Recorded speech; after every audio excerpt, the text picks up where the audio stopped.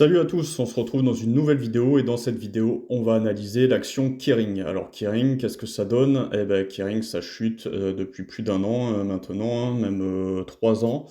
Il y avait eu un sommet en 2021, donc en août 2021, et coté autour des 740 euros.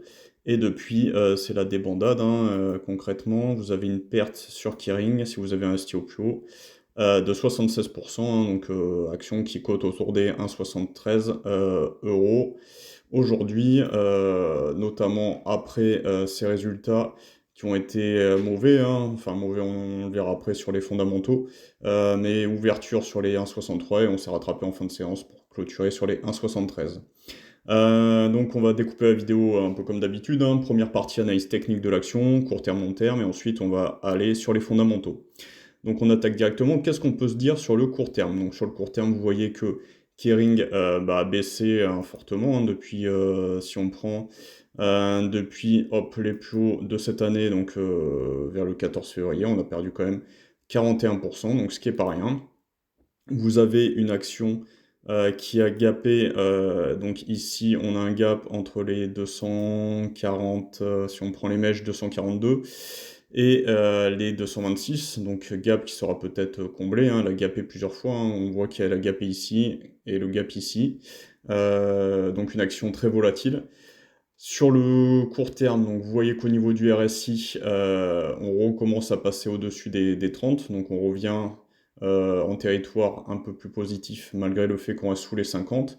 Vous êtes en dessous des moyennes mobiles, hein, que ce soit la MM20 ou la MM50, qui ont croisé à la baisse depuis le 20 mars et qui tendent à s'aplanir légèrement, on va dire depuis une petite semaine, 2 semaines.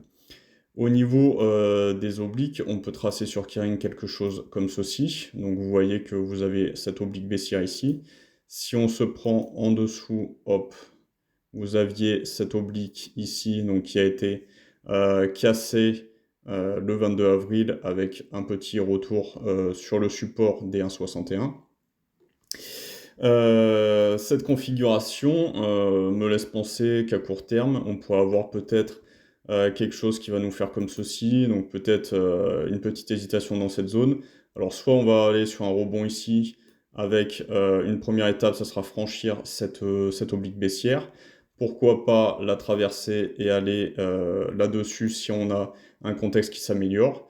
Donc peut-être revenir sur les 200, voire peut-être refermer à un moment donné ce gap qui a été créé ici sur les 244, mais à mon avis, ça ne sera pas en ligne droite directement, on va y avoir de la construction. Autre scénario possible, Donald Trump nous fait quelque chose encore sur les droits de douane, même s'il semble s'être calmé, ou il y a des mauvaises nouvelles qui tombent encore au niveau de Kering. Si vous avez quelque chose qu'on peut tracer un peu plus comme ceci, en prenant, hop, au niveau très court terme, on pourrait tracer quelque chose comme ceci. Donc un petit, on va dire, hop, un petit triangle. Et donc ce petit triangle sur le court terme, donc soit ça casse par le haut et on repartira comme je vous ai dit sur cette zone-là. Si en revanche ça casse par le bas, et ben Kering poursuivra sa chute et on ira sur des nouveaux plus bas. Donc pour l'instant on est un peu au milieu du gué, hein, entre ces deux obliques, hein, à savoir quel va être le sens de la cassure pour Kering. Si on se place au niveau un peu plus long terme, au niveau mensuel, donc je vous avais déjà tracé les supports et résistances. Donc au niveau de ce support, on a un très fort support sur la zone des 130, hein, on prend quasiment des zones. Donc zone qui n'a pas été touchée, hein, on est resté sur du 148 quand il y a eu la plus grosse baisse. Mais c'est pas impossible qu'à terme, vous voyez qu'on y arrive si Kering continue sa tendance baissière. Donc on a cette oblique-là qui est très long terme, oblique baissière. On a une oblique un peu plus agressive que je vous ai tracée comme ceci. Donc là, qui nous donne une deadline pour savoir dans quel sens on va aller en février 2026. Hein, donc vous voyez que c'est pas pour tout de suite. Mais en attendant, si vous souhaitez prendre une position sur le long terme, personnellement, j'attendrai soit un retour sur la zone des 130, ce qui n'est pas impossible, donc c'est pas certain, mais c'est pas impossible, autour des 130, hein, pas 130 piles, une zone, parce que là on peut très bien, avec la mèche, peut-être si on a une bougie un peu plus agressive avec une belle mèche, faire un petit retour sur les 205, voire sur les 240 comme je vous ai dit, combler le gap. Mais c'est pas impossible qu'on fasse ceci et que, on continue de chuter et qu'on aille, chercher dans plusieurs mois, les 130 concernant Kering. C'est pas impossible du tout. Après, tout est possible, en bourse et donc du coup, si on arrive à breaker cette oblique baissière, on peut très bien la breaker, hop, faire un petit pullback dessus au niveau de ce support des 200, voire un peu plus bas, des 180, 189, et repartir ou construire dans cette future zone qui va s'étendre sur près de 2 ans. Donc quelque chose d'assez important.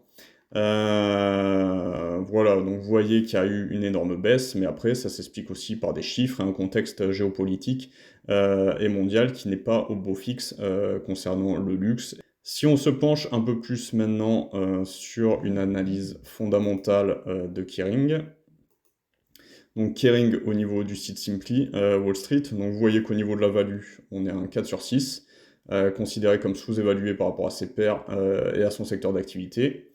Vous voyez que le futur n'est pas bien brillant, on est à 1 sur 6 concernant Kering. Le passé était plus brillant, comme on a pu le voir avec son cours de bourse 2 sur 6. La santé financière de la société moyenne 3 sur 6 et le dividende qui est de 4 sur 6, dividende intéressant, effectivement, on le verra après. Les points positifs, la valeur se négocie à 30% en dessous de leur estimation, hein. C'est toujours pareil, les conseillers ne sont pas les payeurs, faites-vous votre propre avis, et les bénéfices devraient augmenter de 11,92% dans l'année. Analyse du risque, des marges bénéficiaires de 6,6% sont inférieures à celles de l'année dernière, un niveau de dette élevé et une trajectoire instable du dividende enregistré. Donc dividende qui forcément est lié au résultat de l'entreprise et donc qui sera impacté. Au niveau de Kering, on va voir ce qui va nous intéresser, c'est comment Kering fait rentrer de l'argent dans les caisses, hein. Donc vous voyez que sa marque star Gucci, 7,65 milliards d'euros. Les autres maisons du luxe, c'est 3,22 milliards d'euros. Yves Saint Laurent, 2,8 milliards d'euros. Vous avez Kering Eyewear and Corporate, donc 1,94 milliard d'euros.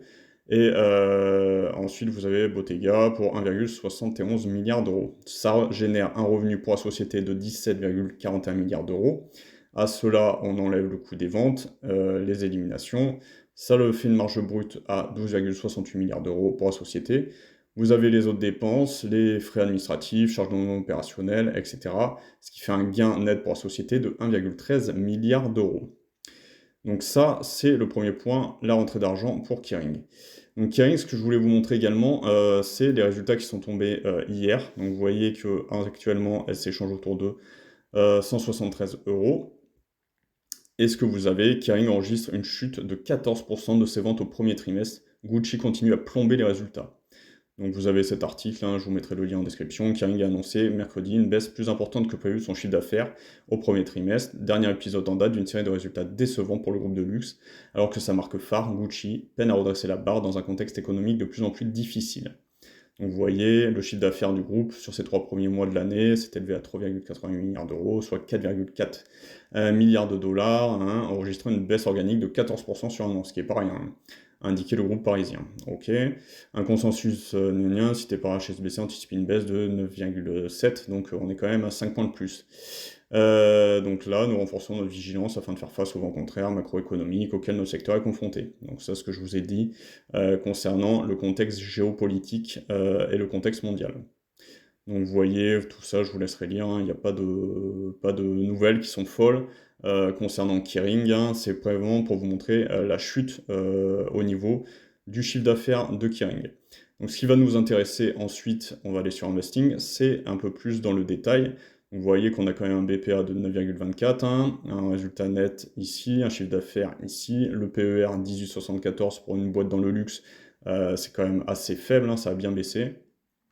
Et ce qui va nous intéresser, donc là vous avez toutes les marques, hein, si vous voulez jeter un coup d'œil de l'entreprise Kering.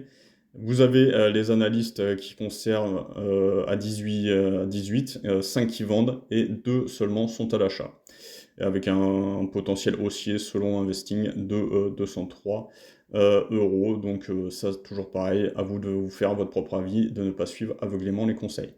Donc concernant les résultats de compte, alors vous voyez qu'il y a vraiment une augmentation, une baisse en 2020 forcément Covid, une augmentation, mais depuis 2022, on voit que le total chiffre d'affaires, il est passé quand même de 20 milliards à, en 2024, 17 milliards, donc 3 milliards en moins. Le résultat net du groupe, 3,61 milliards, et en 2024, on n'arrive qu'à 1,13 milliard.